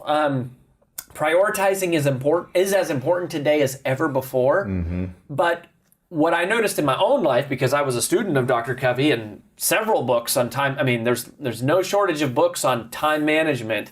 There's no shortage of apps. There's all these tips and tricks and tools and technology that exist to help us with this problem of feeling so busy, and yet the majority of us are still overwhelmed. Right. So it's like there's something missing.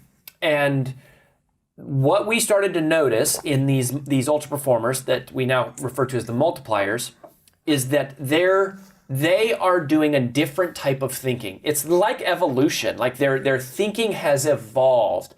For almost all of them, it was subconscious. And they weren't even aware of it. Not even aware of it. It wasn't something that someone taught them to do. They did it instinctively, instinctually. They figured out, and most of them couldn't explain it. They couldn't explain it to me, and they couldn't explain it to most people if they said, how are you so productive, right? How do you become a billionaire in 10 years when most people work for 40 years and they can barely retire. Right. It's a different type of thinking, and one of the things, this is true in many areas of our life, the next level of results always requires the next level of thinking. So here's what it is. So era 3 time management is multiplying. It's not efficiency, it's not prioritizing, it's multiplying. And it's all based on what we call the significance calculation. So it's really it's adding on, like Dr. Covey's work as an example. So he, presents this 2-dimensional figure, like a square, where the y-axis is importance and the x-axis is urgency. But what multipliers are doing is they're making a third calculation, which we call significance. So it's kind of like if you were doing algebra, it would be the z-axis. It would turn the square into a cube. Three-dimensional. Three-dimensional thinking, era 3 thinking or three-dimensional thinking. And so here's the difference. Urgency is how soon does this matter? Most of us live in a world of urgency. It's all about what needs to be done right now. Importance is different. Importance is how much does this matter? But significance is even different still. Significance is how long is this going to matter? So what is the impact of this activity in the future? 10 years out, 20 years out. Even 10 days out, yeah. Right. It is breaking free of the paradigm of one day and instead thinking about tomorrow and the next day. And the significance calculation changes everything because this is how it's possible to multiply time. So I'll just tell you in one sentence, okay? So if you say, Rory, how is it possible to multiply time? This is the answer. So you want to write this part down. You don't want to miss this. The way you multiply time is by giving yourself the emotional permission to spend time on things today that create more time tomorrow. There's certain things you do right now that create more time in the future. That's the significance calculation. So when I say multiply time, people often think I'm exaggerating or that it's like a marketing hyperbole, right? As I'm sensationalizing a concept. When we say this, we're not exaggerating. We mean this literally. Now, it kind of fries your brain because you go, you've been told your whole life, time is the one thing you can never get back. It's the one thing you can never get more of. And it is true that there's nothing that we can do, there's nothing I can do to give you more time inside of one day. So one day is finite, and we're all limited by the same 24 hours, which, by the way, is 1,440 minutes or 86,400 seconds. Okay. So I can't teach you to create more. I don't have control over time, right? There's no such thing as time management. There's only self-management. But that's exactly the problem, is most of us think about our activities in the paradigm of one day. We wake up and we say, what's the most important thing I can do today? And it's not that that's a bad question. It's just not the question that multipliers ask. Multipliers don't say, what is the most important thing I can do today? Multipliers ask, what are the things I can do today that create more time tomorrow? What are the things I can do now that make the future better? You're literally breaking free of the urgency paradigm of just what matters right here, right now, and you're introducing the significance paradigm of what is going to have impact over the long haul. Right. How do you know which actions to focus on urgently that will have impact over the long haul? Yeah. When you've got everything significant. Yes. So, there's a tool called the focus funnel that we developed here to help people apply this. Yeah. So there's only one big idea in this whole conversation, which is spend time on things today that give you more time tomorrow. That's how you multiply time. Then you go, how do I do that? And there's five core methods, strategies. We call them permissions, because there's an emotional side. What we've also learned is that most people treat time management logically, but it's actually an emotional conversation. Yeah. For most of us, it's not just our calendar and our inbox and our to-do list. It is our underlying feelings of guilt and fear and anxiety and worry, as well as ambition and our drive to be successful and feel valued and important and to make impact in the world. These underlying emotional drivers dictate dictate how we spend our time and the choices that we make as much as anything on our to-do list. What do we feel most guilty about? We feel most guilty about not doing something that we want to do, about delaying something, about wasting our time. I would say that guilt corresponds with the first of the five permissions, which is eliminate. Okay. So if you were to picture a funnel, okay, so if I were going to draw this out, right, like you think of all of the stuff there is to do comes into the top. And then the focus funnel is our attempt to create a visual illustration that codifies the thought process that multipliers go through intuitively in their own brain, so that the rest of us can kind of like see it and follow it. So the very first question is, can this be eliminated? So give me an example of your life or someone's business or career or whatever it might be. There's tons of things. I mean, in your personal life, I mean, I like the example of TV because it's a hilarious how people will, in the same dinner conversation, talk about how they're so busy and married and overwhelmed, and then talk about the 3 series on Netflix that they have binged in like the last month. Right. And Which took 20 hours of their life. Yeah, and so it's like, okay, and I'm not saying you shouldn't watch TV. By the way, I'm not telling you anything you shouldn't or shouldn't do. Right. I'm just introducing the framework for you to decide how to spend your time. But if you're saying you're too busy and overwhelmed, check to where you're spending your time the most. That's right.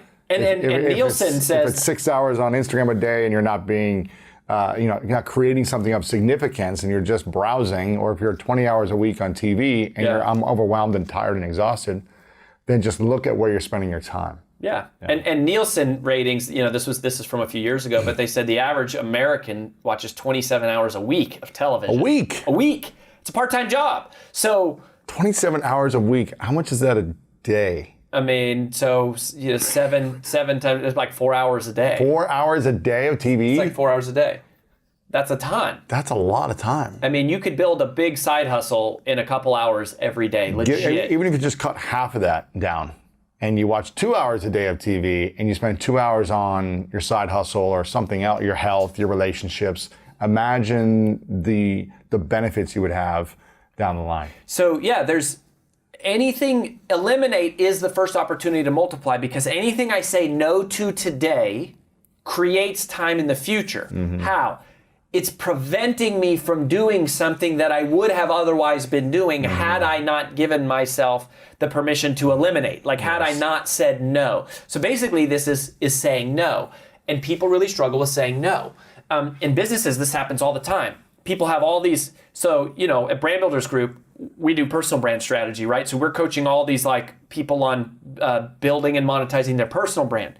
Well, they have like 100 business models. It's like, I want to have a video course and a membership site and a live event and consulting. And I want to do keynote speaking and I want to get a book deal and sponsorships and brand deals. And it's like, when you have diluted focus, you get diluted results. So you have to, by saying no to some things, you power your ability to focus on the few significant things that will multiply time. So you have to say no.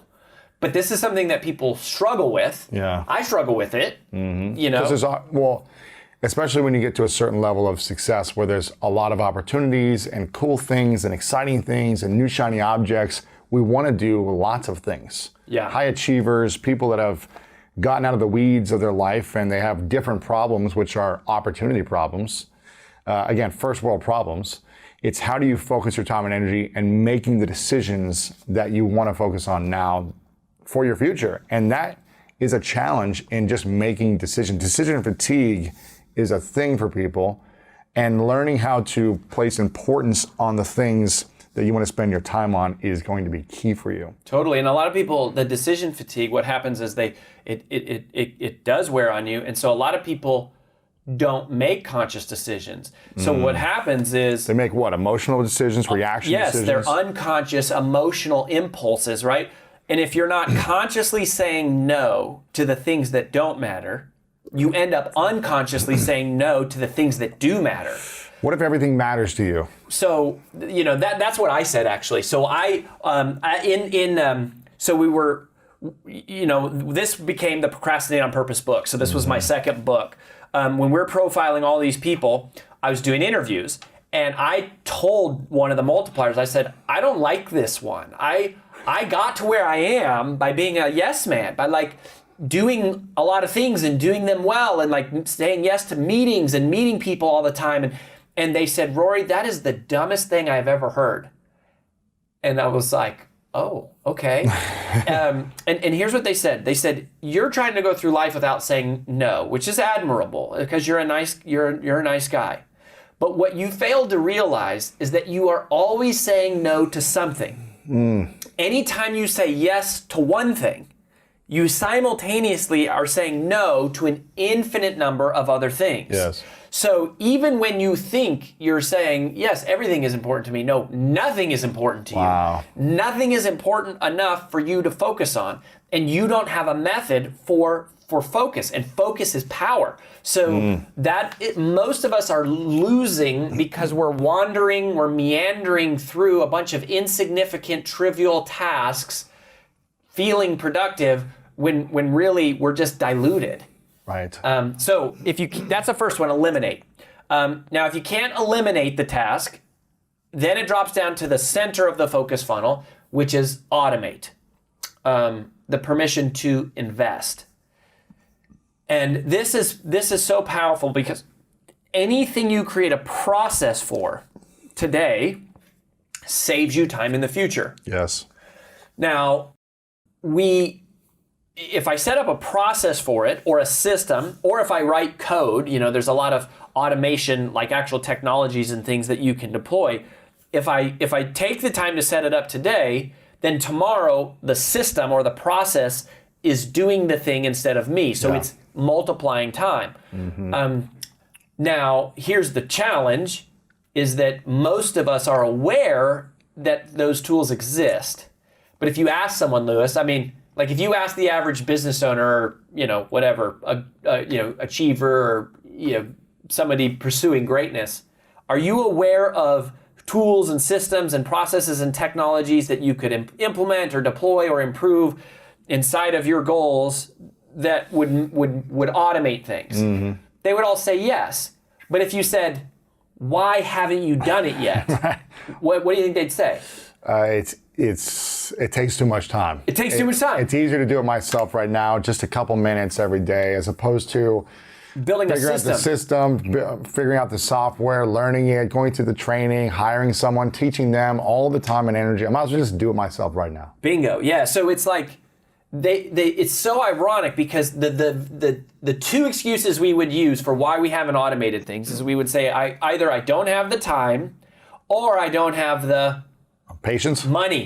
The money. The patience. Patience we'll talk about in a second. The money. I don't have the time or the money. I don't have the time or the money.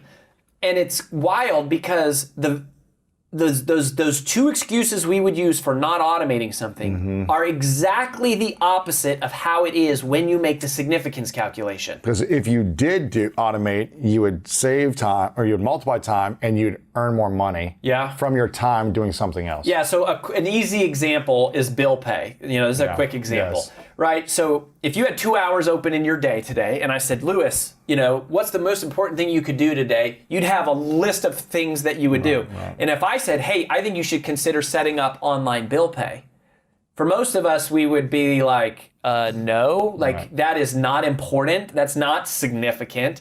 That seems totally trivial. But if you look at this the way a multiplier would, you go, okay, if you spend 2 hours today setting up online bill pay, and it saves you 30 minutes every month from paying your bills in the future, then after 4 months' time, you will have broken even, 30, 30, 30, 30. You will have broken even on those initial 2 hours, and then every month thereafter, you'll get something that we call ROTI, return on time invested. Because now the system is doing the thing that you would have otherwise been doing. Another way that we say this, I know this is one of your favorite Rory-isms, is that automation is to your time exactly what compounding interest is to your money. Right. Automation is to your time what compounding interest is to your money. Just like compounding interest takes money and it turns it into more money. Automation takes time and it turns it into more time. Right. Just like nobody has extra money to invest. I mean, not nobody. There's some people are so rich it's like that's all they do. But the average person doesn't have, an extra 10 grand just laying around to be like, yeah, I'm going to invest it. Usually you have to sacrifice something in the short term. You don't go on a trip, you don't buy the car, you don't buy the TV, and that is where you create the margin to reinvest into whatever, the stock Right. market and mutual Right. funds, like Real estate, real whatever. estate, whatever you do. That is also how time is. Nobody has extra time to set up a system. Marketing automation is one of the big things we teach our clients. I know you guys do a lot of it here. We're experts in marketing automation. One of the reasons we became experts in it is we realized, oh my gosh, if I can build a funnel, which is just a sequence, a series of emails and, automating trust, basically, giving value to people, then that system basically becomes like an employee for me that works 24 hours a day, 7 days a week. It's always out there. Poor people have a negative association with money. Yeah. I'll give you a perfect example from just last week. This just happened to me, literally, like in real life. I was driving, my wife driving the Bentley, right, to downtown, pass through a not so good neighborhood, kind of like, it's called Hastings in Vancouver, kind of like the hood, okay? Because we're going to Chinatown. We stop at the red light. There's one guy that came to my car, spit on my car. No way. On the Bentley, yep, on the window, right? And then gave me the finger. Wow. And then walk away. So You didn't say anything. You didn't do anything. You didn't. It was just that. It's just a car, right? So you would see a lot of people. They think, they say, I want more money. Hey, Louis, I want to have more success. I want to have more wealth. But deep down, actually, they have a negative association with money. Because I always do this exercise with my students. I say, so imagine this. Imagine you're walking down the street. You hear this loud engine sound, right? And then you see a black Lamborghini just drives by, right? What's the first thing that comes to your mind? Now, most people would say, oh, he's an asshole. Like, what a if it's a woman, oh, she's a gold digger. Or if it's this young person, oh, this probably from, the daddy's money. Like all this stuff, like they can go through this very, very quickly. All the negative stuff, right? And then a small percentage would be, oh, that might be an entrepreneur, right? That may be actually a father of three, right? That he's a hard-working entrepreneur. He's been working hard, and this is a little treat that he gives for himself, and he only drives it, maybe on the weekends. That never comes to mind. It's all the negative that comes to mind, right? So I would say that negative association with money, consciously or subconsciously, they don't even know it. Yeah, when you resent someone with money or you resent money, why would money come to you? Or people with money. Right. Why would you be surrounded by people who have money, or why would you attract more wealth into your life if you're resenting it, right? Yeah, no. So it's like so that's the first thing is poor people have negative association with money. The second one is they don't talk about money. Gosh, I say this all the time, man. Tell me more. Yeah, they avoid conversations. Like it's like a taboo subject. Oh, why you talk about money all the time? Like, oh, we don't talk about. It's like we don't talk about that at dinner table. You don't have conversation with your kids about money. You don't have conversation with the spouse about money. It's somehow a bad thing, right? It's like this. And think of money. The best way to describe this is think of money as a person in your life. Treat money as a person. So imagine if you think about. We don't talk about that person. We don't talk about you. And in fact, I think you're the root of all evil. Ooh. I think you are greedy. I think you're not that important to me. Well, do you think this person would stay around?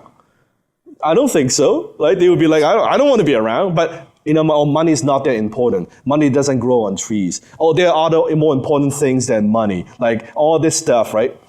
Then money is not going to stick around. So if you think of it that way, but on the other hand, if you talk about money, you cherish money, not to be a slave of money. That's not what I'm talking about. I'm talking about, hey, I value you. I value money. Right? I save you. I invest you, like, intelligently, right? Like, you will think of it that way. Then money's like, okay, you treat me good, I'm going to stay around. Yeah. Right? You think of like that as almost like a lover. I love you, right? Oh yeah, that's good. I'm going to love you back. Yeah. Oh, I don't like you. And I'm not going to like you back. So that would be the second one. Okay. And the third? Yes. The third one it has to do with value. So poor people want money without delivering more value. Versus you and I, we understand the marketplace cares about one thing, it cares about value. It doesn't care about our solving stories. It doesn't care about our victim mentality. It doesn't care about how hard we work. It doesn't even care how much experience we have or how many years we're in business. The marketplace doesn't care. The marketplace has no emotion. The marketplace only cares about value, and what determines our value is our skill sets. So think about this, where if someone is very motivated, they think positively, they got no skill sets to offer to the marketplace, they're not going to make money. On the other hand, you've got someone with let's say someone comes to you, Louis, it's okay attitude, but he's saying that, hey, Louis, I can help you with a Facebook ad. You can spend $1, I can give you $5 back. If he has a skill set like that, you'll be like, okay, I'm going to give you some money to help me with my ads, right? So it's the skill set I think a lot of people are missing. They don't understand that it's the mindset, which is what you teach, combined with your skill set. Then you've got something that works. So I would say those are the main key. Those are powerful. Things. I'm curious I want to follow up on this. Skill set. There's a lot of people who have all the degrees and credibility in the world, but don't have the self-belief. Yes. So what is more important? Skill set, actually being skilled at something, the ability to believe in yourself with the skill set and coupling the two, or the ability to package your skills to transfer for money in exchange, because a lot of people can't position or package and then sell. They might have the skill set, they might have the belief and confidence, but they don't know how to package it to transfer money. Which one of those threes, that's a good three question. are more important? I would say I used to believe it's the mindset, but now I would say I'm leaning more towards the skill set, and I'll explain why. Because let's say you're a digital marketer. I'm going to use it as an example. You're a digital marketer. You don't really believe in yourself, but let's say you know how to close, you know how to communicate your value, and you're good at what you do. Well, and someone comes to you and say, hey, Louis, you're so good at digital marketing. Let me give you $5,000 a month retainer to do my social. Well, that changes your belief system very quickly, right? So I almost like to use that as an environment. It's like I teach all my students. If you have not made $1 closing, or you're not made $1 copywriting, whatever that you do, make the first $1. You make the first $1. That's the best feeling, that first $1, man. That first $1, man. It's like podcast. Oh, you've never made $1, any money from podcast, just make the first $1. That's the difference. What's the difference between professional and amateur? Professional gets paid. Make your first $1. Now it changes. Okay, maybe I could do this. Maybe I'm pretty good. Maybe I could get better. Maybe I can do this full time. Maybe I can make a career out of this. It's easier to use the environment to shift our beliefs than try to change it just within ourselves. That's what I believe it. Like our environment is infinitely more powerful than our willpower. Way more powerful. Our environment in what way? If you want to get fit, hang around with people who are fit. You will eat better. You will want to exercise. If you don't smoke, you hang around with all your friends are smokers, guarantee you will smoke. You don't do drugs, you hang around with people who do drugs, you do drugs. We can't help but influence by the environment. So I say, why not put ourselves in an environment that is supportive of our goals? I'm very, very careful with that, very careful. Yeah, and I say the same thing. This idea of entrepreneurship has been a sexy, word and idea, especially in the last 5 years with social media and everyone kind of flashing this lifestyle. Gary Vee, talking about it a lot and everything. But as you know, it's hard for a lot of entrepreneurs to make a lot of money and sustain it. It's hard to get there, but then it's hard to sustain it for a while. When a pandemic hits or something else, people aren't prepared for that. Do you think it's possible for people who have great skills, who are part of a great team, of a great company, that never want to start their own thing and be an entrepreneur, but are valued, are part of a team, are growing with the company, making an impact in this company and the mission that they have? Do you think it's possible for people that aren't entrepreneurs to become wealthy? And if so, what are the strategies they need to be applying right now in order to start having their money work for them as opposed to only working for money? I love that question. I've never been asked that question, and I have a very good answer. One thing I learned from my mentor, he said, Dan, you don't get rich on income, you get rich on equity.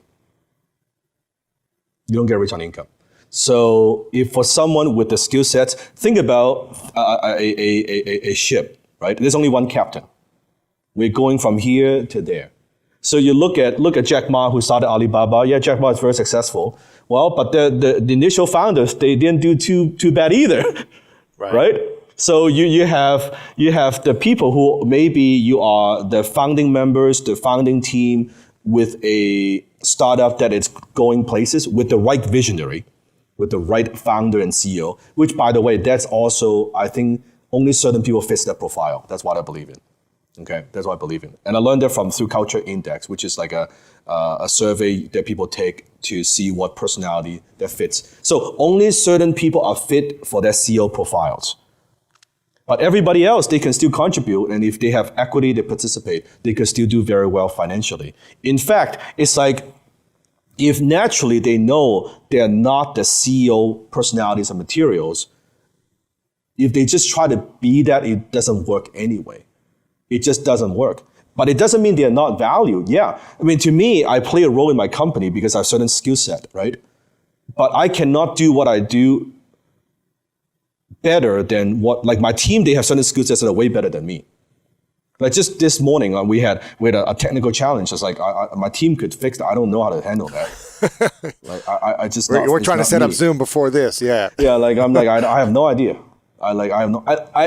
No joke aside, I actually don't know how to turn on the camera. There you go. I literally do not how to turn. I don't know where the button is. You know how to do the iPhone though, so that's easy.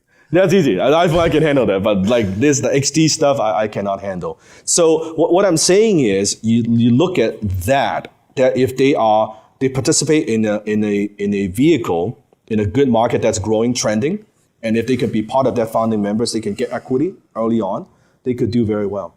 And what if they can't get equity or they're not early on and they join a team after 100 employees and it's... They're not as good. So it gets the timing of it, right?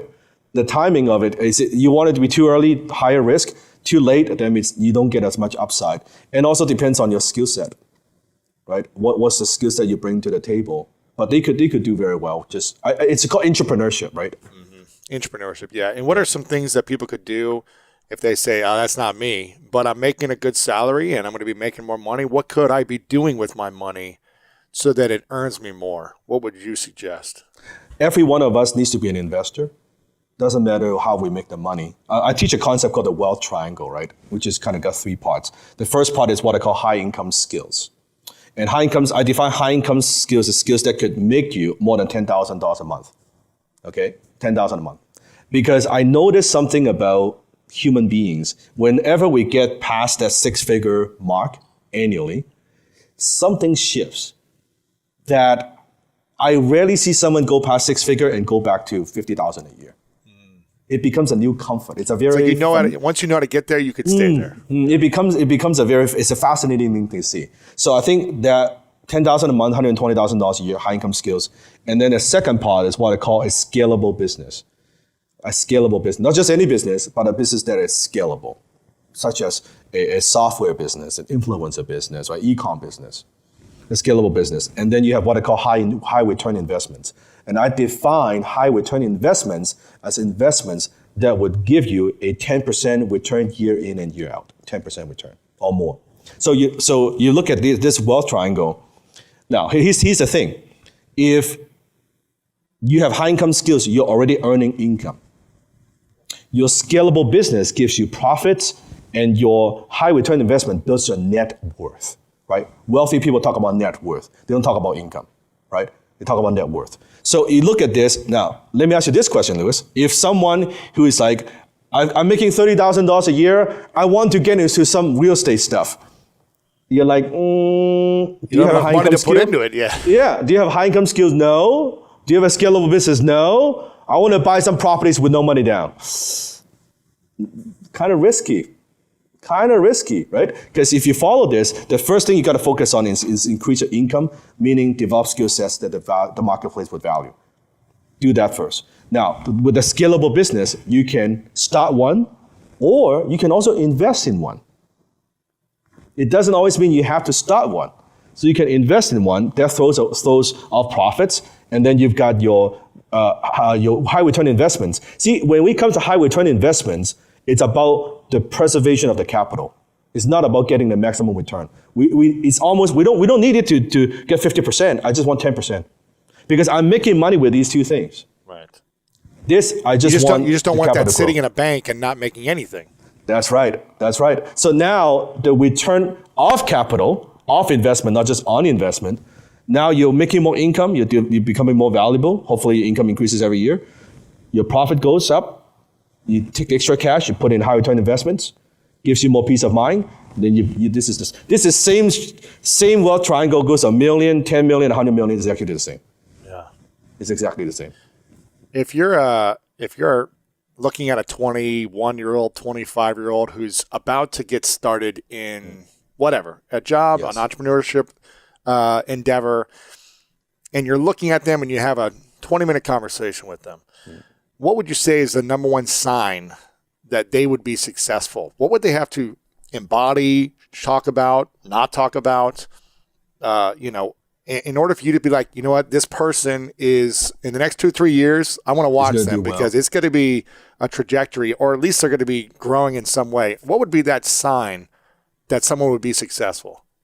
Someone who has who has the obsession to learn.